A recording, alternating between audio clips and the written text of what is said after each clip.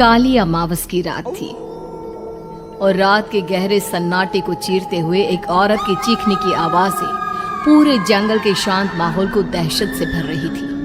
वो औरत इस तरह से चिल्ला रही थी जैसे किसी ने उसके बदन पर खौलता हुआ पानी डाल दिया हो।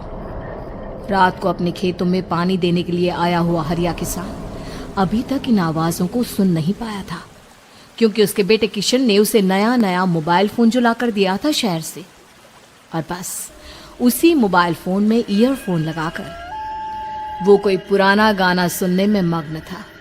लेकिन जैसे ही गाना खत्म हुआ, उस औरत की चीखने की आवाज हरिया किसान के कानों से टकराई। हरिया का दोस्त रामू भी खेत में ही घाट पर गहरी नींद में खर्राटे मार रहा था। रात के उस सन्नाटे में औरत की चीखने की आवाज सुनकर ठंड के मौसम में भी हरिया किसान के माथे से पसीना टपकने लगा। रामू, अरे ओ रामू, अरे जल्दी उठ, क्या खर्राटे मारकर सो रहा है? अरे इतनी रात को ये जंगल में कौन औरत चीख रही है? पूरी तरह से चीख रही है। अरे क्या हुआ? क्या हुआ? कौन है? अरे भूत आ गया क्या? चोर आ गया क्या? अरे न चोर आया है न भूत आया है। मैं ये कह रहा हूँ कि क्या तूने इस औरत के चीखने की आवाज सुनाई देती है कि नहीं? अरे कौन सी औरत? अरे हाँ, ये आवाज है। तू पहले नहीं बता सकता था? पता नहीं कौन चुड़ैल जंगल में नाच रही है। हम घर चले जाते हैं। देखता नहीं, मैंने तो कानों में ये लगा रखा था। वो किशन ने लाके दिया ना शहर से, गाने सुन रहा था मैं। अरे लेकिन भाई, मुझे बहुत डर लग रहा है। क्या करे?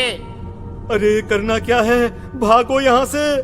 भगवान जाने कौन है और क्यों इतना चीख रही है। और उस औरत के चीखने की आवाजें और ज्यादा तेज होने लगी है। हरिया और रामू के पैर डर के मारे कांप रहे थे। डर की वजह से ना वो वहां पर रुक पा रहे थे और ना ही अपनी जगह से आगे बढ़ पा रहे थे। तभी अचानक से सन्नाटा छा गया। सही मौका है, हमें यहाँ से निकल लेना चाहिए भैया। रामू और हरिया अपना गमछा उठाकर दबे पैरों जंगल के रास्ते से गांव की तरफ चलने लगे। गांव की ओर जाने वाला ये एक ही रास्ता था और आवाज भी उसी तरफ से आ रही थी। लेकिन अभी 2 मिनट पहले वो आवाज पूरी तरह बंद हो चुकी थी और जंगल में पहले जैसा सन्नाटा पसर चुका था। तभी अचानक से पेड़ों में किसी के चलने की सरसराहट रामू और हरिया को सुनाई दी। क्या तुमने कोई आवाज सुनी? हाँ यार, ऐसा लग रहा है कोई इस तरफ ही आ रहा है। और तभी अचानक सामने पेड़ से एक साया रामू और हरिया के सामने उल्टा आकर लटक गया। ये देखकर रामू और हरिया की चीख निकल गई। वो दोनों डर के मारे बेहोश हो गए। वो साया जमीन पर आकर खड़ा हुआ। उसने रामू और हरिया के बालों को पकड़कर खींचना शुरू कर दिया।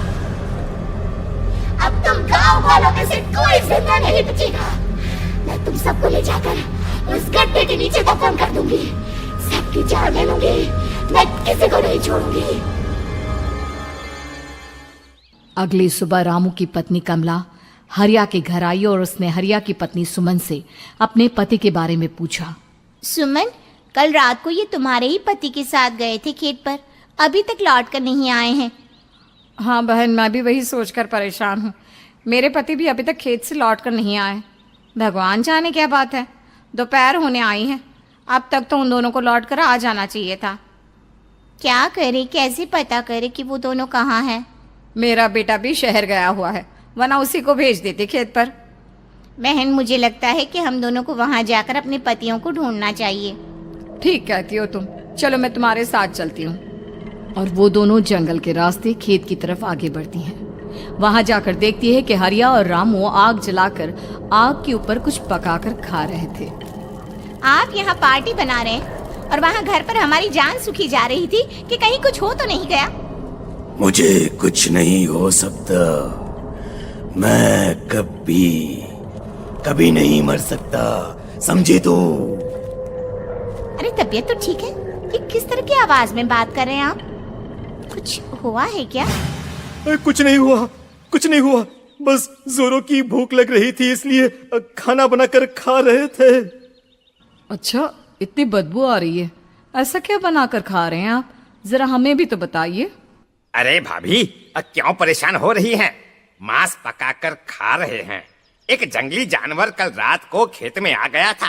हम दोनों ने उसे मार दिया और बस उसी का मांस पक रहा है। आप भी खाइए ना, बहुत बहुत ही स्वादिष्ट है। दिमाग खराब हो गया क्या आप दोनों का? आप दोनों मांस कब से खाने लगे, और वो भी जंगली जानवर का? चलिए अभी कभी घर चलिए। चलेंगे चलेंगे, लेकिन पहले ये मांस तो खत्म कर ले। कुछ देर बाद रामू और हरिया कमला और सुमन के पीछे पीछे गांव की तरफ चल देते हैं। रामू और हरिया की आंखें पहले जैसी नहीं रही थी, उनमें कुछ बदल गया था। रामू अपनी पत्नी कमला के साथ घर चला जाता है और हरिया अपने घर आ जाता है।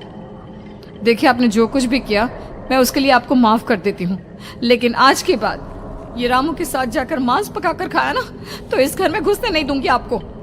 अरे दिमाग मत खराब करो, मैं वहाँ खाट पर लेटकर गाने सुन रहा हूँ, मुझे परेशान मत करना आप। इतना तमाशा खड़ा कर दिया, दोपहर तक घर लौटकर नहीं आए और अब गाने सुनने। लेकिन हरिया घर के बाहर आंगन में जाकर चुपचाप लेट गया और गाने सुनने लगा। गाने सुनते सुनते हरिया को नींद आ गई। सुमन ने उसके कान से ईयर प्लग हटाया और अपने आप से कहा, जरा मैं भी तो सुनकर देखूं, ऐसे कौन से गाने सुनते हैं। उधर मोबाइल में एक अजीब सा गाना बजने लगा।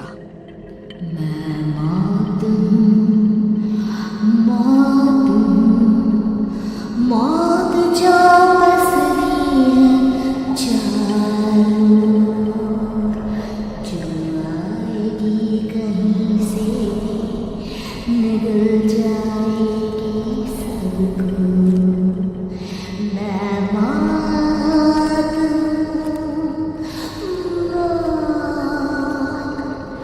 अब मैं छोड़ूंगी नहीं किसी को।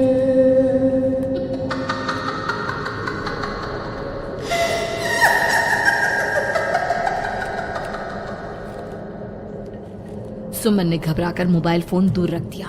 वो बुरी तरह से डर गई थी।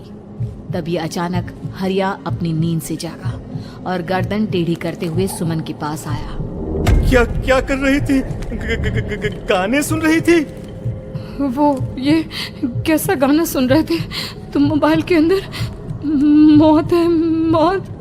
अरे ये सारी बातें छोड़ो और ये बताओ, आज शाम को तुम मेरे साथ खेत चलोगी? लेकिन क्यों? और तुम इस तरह से क्यों बात कर रहे हो? अपनी गर्दन सीधी रखकर बात करो ना। वो मेरी गर्दन में सोते सोते थोड़ा दर्द हो गया है। मेरे साथ आज खेत चलो ना।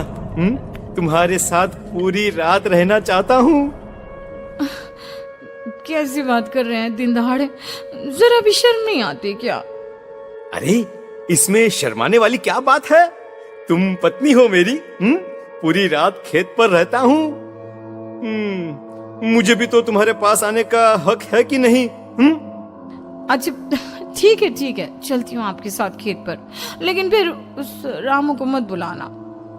अरे कैसी बातें कर रही हो? अगर तुम मेरे पास होगी तो मैं किसी को नहीं बुलाऊंगा, सिर्फ तुम और मैं और रात का सन्नाटा। शाम के वक्त हरिया सुमन को अपने साथ खेत पर ले जाता है। आसमान में चांद पूरी तरह से चमक रहा था। हरिया ने अपने खेत में बनी हुई छोटी सी झोंपड़ी के अंदर सुमन को अपने पास बिठा लिया और उसके बालों में हाथ फिराते हुए कहा, कितनी खूबसूरत हो तुम, बहुत सुंदर लग रही हो।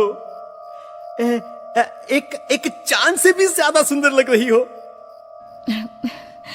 ऐसी बातें मत करिए ना, मुझे शर्म आती है।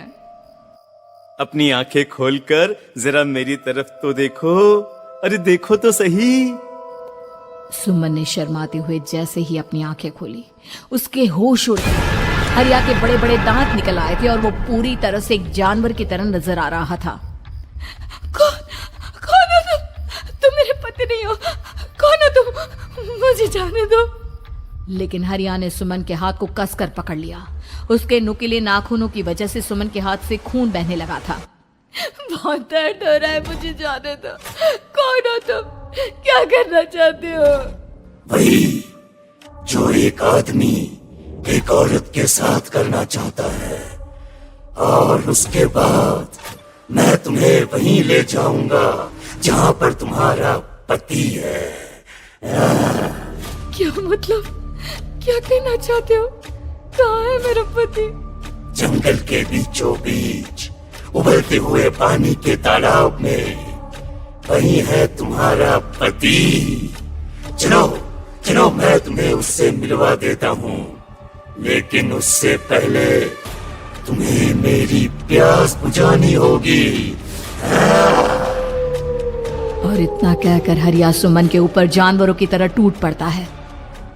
आखिर कौन था वो जानवर, और क्या सुमन उसके शिकंजे से बचकर निकल पाई? जानने के लिए देखिए इस कहानी का अगला भाग।